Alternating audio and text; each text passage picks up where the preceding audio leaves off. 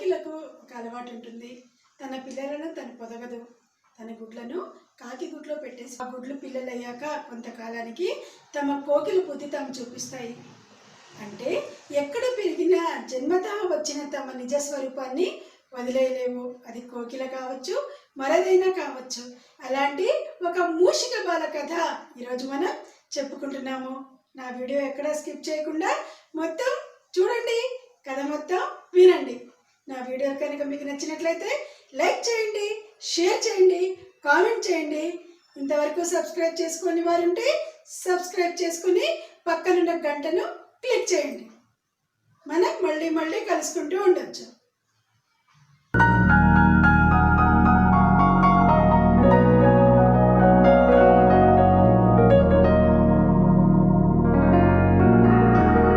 నమస్కారం, తెలుగు వాచకం ఛానల్కి స్వాగతం. ఒక ఊరిలో బ్రహ్మయ్య అతని భార్య ఉండేవారు. ఆ దంపతులకు పిల్లలు లేక ఎప్పుడూ దిగులుగా ఉండసాగారు. బ్రహ్మయ్యకు సంతానం లేదు, కానీ బ్రహ్మయ్యకు మంచి మహిమలు మంత్రాలు తెలుసు. అయితే ఒకరోజు వారిద్దరూ అరుగు మీద కూర్చుని ఉండగా ఒక కాకి ఒక చిన్న ఎలక పిల్లను ముక్కున కరుచుకొని వెళ్తుండడం, అది పొరపాటున జారి వారి ముందు నేల మీద పడిపోవడం జరిగింది. వెంటనే బ్రహ్మయ్య భార్య వెళ్ళి ఆ ఎలక పిల్లను తీసుకుని దాన్ని కొంచెం లాలించి భర్తతో అన్నది, ఏమయ్యా, నీకు మంత్రాలు అవి వచ్చు కదా, ఈ ఎలక పిల్లని ఒక పాపగా మార్చి నాకు ఇవ్వరాదు, పెంచుకుంటాను అని అడిగింది. బ్రహ్మయ్య సరే అన్నాడు. ఆ ఎలక పిల్లని ఒక అమ్మాయిగా మార్చేశాడు, చిన్న పాపగా మార్చేశాడు. బ్రహ్మయ్య భార్య చాలా సంతోషించింది. ఆ పాపకి మూషిక బాల అని పేరు పెట్టుకున్నారు. అల్లారు ముద్దుగా పెంచుకోసాగారు. మూషిక బాల పెరుగుతున్న కొద్దీ వస్తువులను కొరకడం, పిల్లి వస్తే పారిపోవడం, రంధ్రాలు ఉన్న చోటే ఆడుకోవటం, ఇలాంటివన్నీ చేస్తూ పెరగసాగింది. బ్రహ్మయ్యకు అర్థమైపోతూనే ఉంది ఎందుకలా చేస్తుందో మూషిక బాల. అదే క్రమక్రమంగా అవే అలవాటైపోసాగాయి మూషిక బాలకు. పిల్లి ఎక్కడున్నా పరిగెత్తుకుంటూ దాక్కోవటం, ఇలా అన్నీ కూడా ఇలాంటి పనులు చేయసాగింది. అయితే ఒకరోజు పాప ఇంట్లో కనిపించలేదు. బ్రహ్మయ్య దంపతులకు కంగారు ఎక్కువైపోయింది. పాప ఎక్కడికి వెళ్ళిందా అని వెతుక్కుంటూ ఊర్లో అందరినీ అడుగుతూ వీధులన్నీ తిరగసాగారు. అయితే ఒక చోట ఒక అతను వీళ్ళు చెప్పిన పోలికల ప్రకారం ఉన్న పాప ఫలానా శివాలయంలో ఉందని చెప్పాడు. దంపతులు ఇద్దరు హుటాహుటిన శివాలయానికి వెళ్ళారు. అవి గణపతి నవరాత్రులు జరిగే రోజులన్నమాట. అక్కడ గణపతిని కూర్చోబెట్టారు. పెద్ద గణేష్ విగ్రహం ఉంది. గణేష్ విగ్రహం దగ్గర ఈ పాప కూర్చొని ఆ పూజారితో పాటు తాను కూడా కూర్చొని దేవుడికి పూజ చేస్తూ కనిపించింది. అమ్మయ్య అనుకున్నారు దంపతులు. వెళ్ళి పాపను లాలించారు. రామ్మ ఇంటికి వెళ్దామని.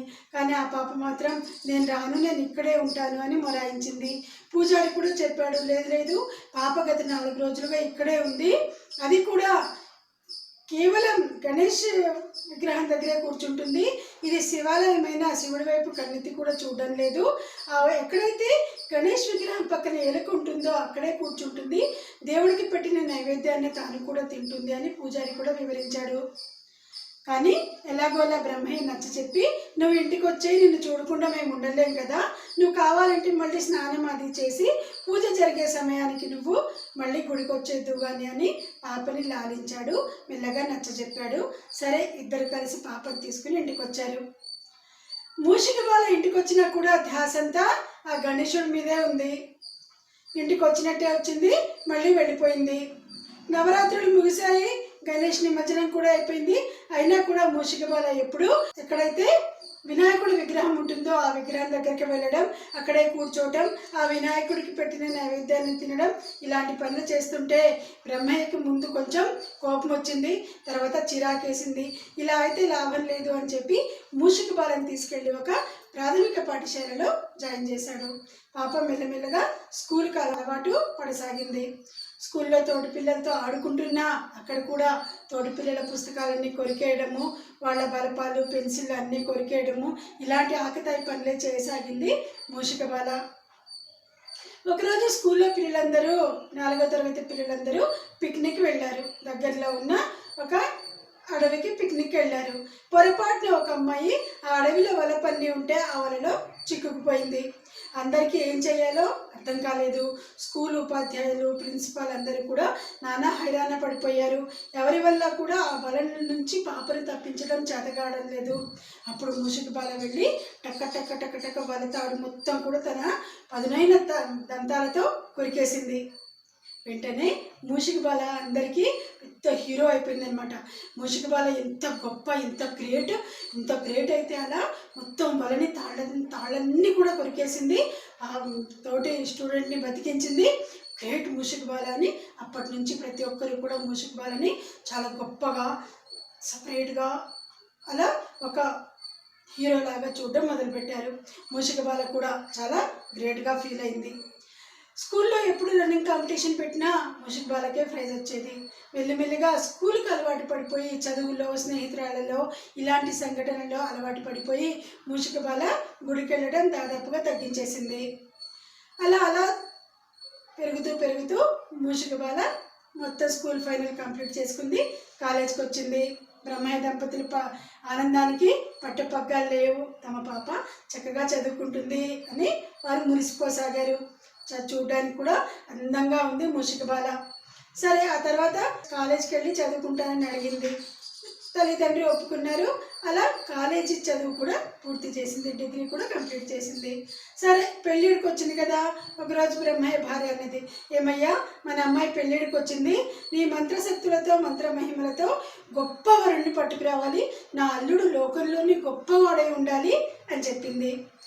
బ్రహ్మయ్య, ఓ దాందేముంది, మనకున్నది ఒకే ఒక పాప, లోకంలోకి వెళ్ళా గొప్పవాడిని వెతికి మరీ తీసుకొస్తాను అని ఒక రోజంతా కూర్చుని ఆలోచించాడు. లోకంలో అందరికంటే గొప్పవాడు ఎవడు? నా అల్లుడు అందరికంటే గొప్పవాడై ఉండాలి అని బ్రహ్మయ్య ఆలోచించగా సూర్యుడు అందరికంటే గొప్పవాడు అని ఫిక్స్ అయిపోయాడు బ్రహ్మయ్య. తన మంత్రమహిమతో సూర్యుడిని రప్పించాడు. ఏమయ్యా సూర్యుడా, నా కూతుర్ని పెళ్లి చేసుకుంటావా అని అడిగాడు. సూర్యుడు బోర్డు సిగ్గుపడిపోతూ, మెలకలు తిరిగిపోతూ, నాదేముంది స్వామి, మీరు మీ అమ్మాయి అభిప్రాయం కనుక్కోండి అన్నాడు. మూషిక బాల వైపు తిరిగి బ్రహ్మయ్య అడిగాడు, ఏమ్మా మూషిక బాల, సూర్యుడిని పెళ్లి చేసుకోవడం నీకు ఇష్టమేనా అని అడిగాడు. మూషిక బాల మాత్రం మొహమంతా చిట్లించి, లేదు నాన్నగారు, ఈ సూర్యుడికి బాగా వెలుతురుంది, నేను ఇంత వెలుతురు తట్టుకోలేను, నేను సూర్యుడిని పెళ్లి చేసుకోను అంది. బ్రహ్మయ్య కొంచెం నిరుత్సాహపడిపోయాడు. సర్లే, పాపకి ఇష్టం లేకుండా ఎందుకు పెళ్లి చేయడం అనుకున్నాడు. వెంటనే సూర్యుడి వైపు తిరిగి, సూర్యుడా, నీకంటే గొప్పవారు ఎవరు అని అడిగాడు. అప్పుడు సూర్యుడు అన్నాడు కదా, మేఘుడు నాకంటే గొప్పవాడు. ఆకాశంలో మేఘం దట్టంగా కమ్మేసింది అనుకో, నేను కూడా కనిపించను.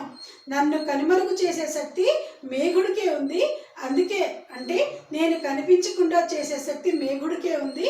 అందుకే నాకన్నా మేఘుడు గొప్పవాడు అని చెప్పాడు సూర్యుడు. సరే, నువ్వు వెళ్ళి మేఘుడిని పంపించు అన్నాడు బ్రహ్మయ్య. సూర్యుడు వెళ్ళిపోయాడు. మేఘుడిని పంపించాడు. మేఘుడు వచ్చాడు.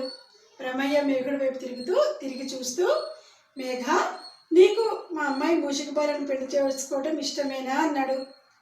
మేఘుడు ఓరకంట మూషిక బాలను చూస్తూ ముసి నవ్వులు నవ్వుకుంటూ, ఓ నాకు ఇష్టమే, మీ అమ్మాయిని అడగండి ఏమంటుందో అన్నాడు. మూషిక బాల వైపు తిరిగి బ్రహ్మయ్య, ఏమ్మా మూషిక బాల, మేఘుడిని పెళ్లి చేసుకుంటావా అని అడిగాడు. మళ్ళీ మొహం అంతా మార్చుకుని మూషిక బాల, లేదు నాన్నగారు, ఈ మేఘుడు ఏమో నల్లగా ఉన్నాడు, నాకేం నచ్చలేదు అన్నది.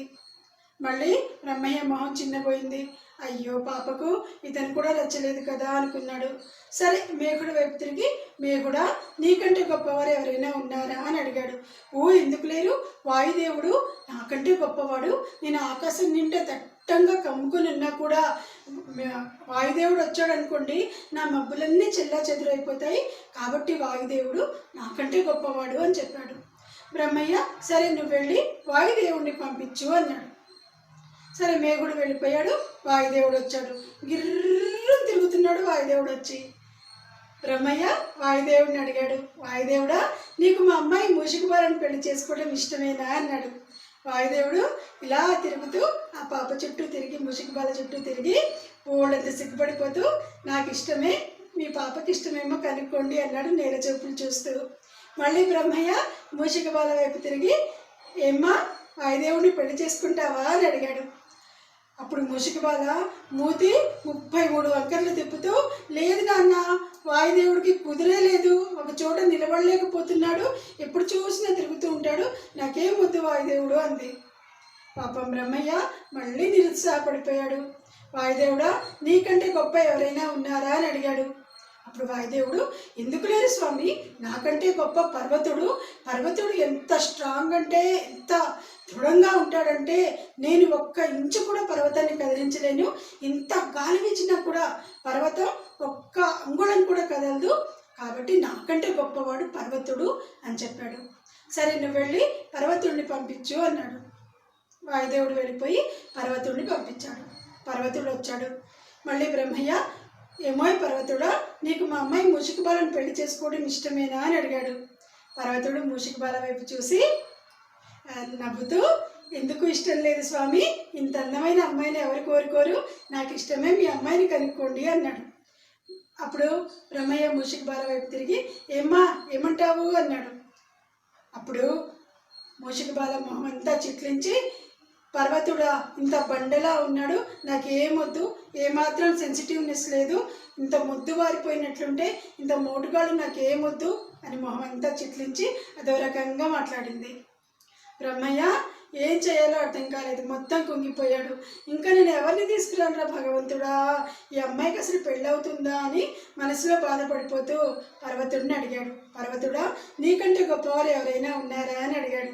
అప్పుడు పర్వతుడు నవ్వుతూ, ఎందుకు లేరు స్వామి, మూషికరాజు ఉన్నాడు, నేను ఇంత పెద్ద పర్వతాన్న అయినా సరే నాకే రంధ్రాలు చేసేసి నా లోపల ఇల్లు కట్టేసుకున్నాడు మూషికరాజు అని గొప్పగా చెప్పాడు. వెంటనే బ్రహ్మయ్య, నువ్వు వెళ్ళి ఆ మూషికరాజుని పంపించు అన్నాడు. పర్వతుడు వెళ్ళాడు, మూషికరాజుని పంపించాడు. మూషికరాజు చక్కగా ప్యాంట్ షర్ట్ వేసుకుని, ఆ ప్యాంట్ షర్ట్ టక్ చేసుకుని, బెల్ట్ కూడా పెట్టుకున్నాడు, చక్కగా క్రాఫ్ చేసుకుని, కొంచెం పర్ఫ్యూమ్ కూడా పూసుకున్నాడేమో, మంచి సువాసన వెదజల్లుతున్నాడు. వచ్చాడు, టీవీగా నిలబడ్డాడు. బ్రహ్మయ్య మూషికరాజు వైపు తిరిగి, మూషికరాజా, మా మూషికబాలని పెళ్లి చేసుకుంటావా అన్నాడు. మూషికబాల వైపు చూస్తూ కాలర్ ఎగరేస్తూ, ఏమంటావు అన్నట్టు చూశాడు.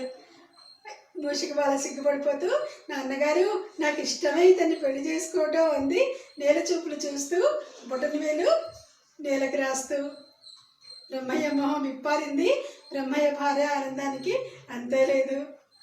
కానీ మనసులో మాత్రం ఎవరిని ఎలా కోరుకుంటారో కదా అనుకున్నాడు బ్రహ్మయ్య. సరే, మూషికరాజు పెళ్ళి మూషికబాలతో ఘనంగా అయిపోయింది. తల్లి తండ్రి చెప్పారు కదా, అమ్మ మూషికబాల, నువ్వు మూషికరాజుతో కలిసి మా దగ్గరే ఉండిపోరాదు, మాకు మాత్రం ఎవరున్నారు అన్నారు. కానీ మూషికబాల మాత్రం, లేదు నాన్నగారు, నేను నా భర్తతో పాటు మా అత్తారింటికి వెళ్ళిపోతాను అని మూషికరాజుతో ఆ కలుగులోకి వెళ్ళిపోయింది. అప్పుడు బ్రహ్మయ్య అనుకున్నాడు, మనం ఎవరినైనా సరే ఎంతగా మార్చాలని ప్రయత్నించినప్పటికీ వారు వారి నిజ స్వరూపాన్ని, నిజ స్వభావాన్ని ఎప్పటికీ మార్చుకోలేరు. నేను ప్రపంచంలోనే గొప్పవాడైన వరుణ్ణి వెతికి మరి పెళ్లి చేయాలనుకున్నాను, కానీ మూషికబాల మూషికరాజునే కోరుకుంది. అందుకే మనం ఎవరినైనా మార్చాలని ప్రయత్నించకూడదు.